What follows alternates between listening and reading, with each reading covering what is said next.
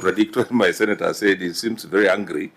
But before casting aspersions and making judgment against maybe any contractor, like you have said, you have powers, why don't we maybe constitute some investigation to find out, because we also want value for money. We want to know how much has been spent and whether there is value for money on that particular road without making this value judgment at this point in time. Through you, Chair. Senator Dulo, you wanted to make a comment?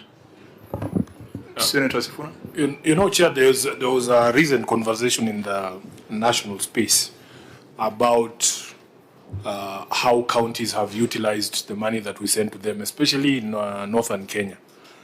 If you ask me, as somebody whose rural home is in Bungoma, did the town need that dual carriageway? Yes.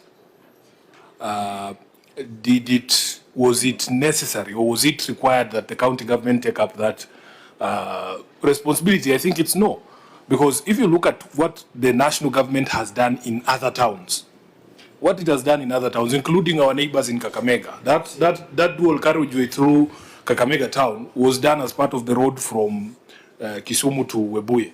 And it has actually added value. So as county government, sometimes you get yourself in a situation where you are forced to do some of these things. I remember the example that we gave of Mandera County, where they didn't have a TTC, there were no teachers there, they didn't have a KMTC. So they have to build these things themselves. The first kilometer of tarmac in Mandera town, ever since this country was founded, was built by devolution. So sometimes there is a fine line, Chairman. And one of the things that we want to do, especially in the new dispensation, Governor, from 2027, is we want also, the way they list the amount of money that goes to each county through devolution, we want to see how much money the national government spends in Bungoma as well. Because they have the chunk of the money, and you find that these resources are sent to other places inequitably. Our friends in the north are celebrating their first ever road.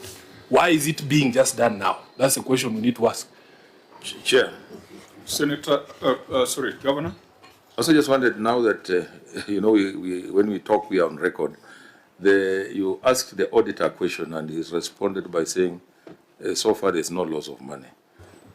My senator said there is loss of money. So what is the ruling? But I think, Chair, you know, there's a gap which you have not agreed on. Chair, the government is setting a trap for you. Your officer, You need to be careful. your officer says that there were evaluation committees constituted. The Auditor General says that they did not see that evidence. Yes. So until and unless we see that evidence, we cannot make a definite conclusion on the matter. But Chair, you asked a direct question to the auditor, and he answered. That's what I was saying now, it throws us into confusion, because my senator said a lot of money has been looted.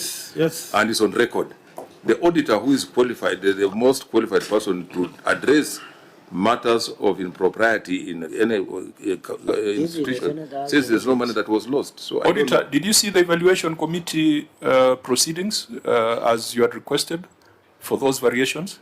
We did not, and in addition to that, Honorable Chair, we have listed so many defects in that project.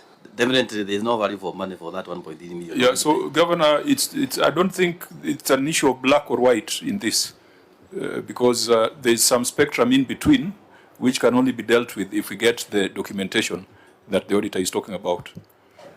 Senator, would a ruling that the auditor just keep the matter in view, would that satisfy everyone?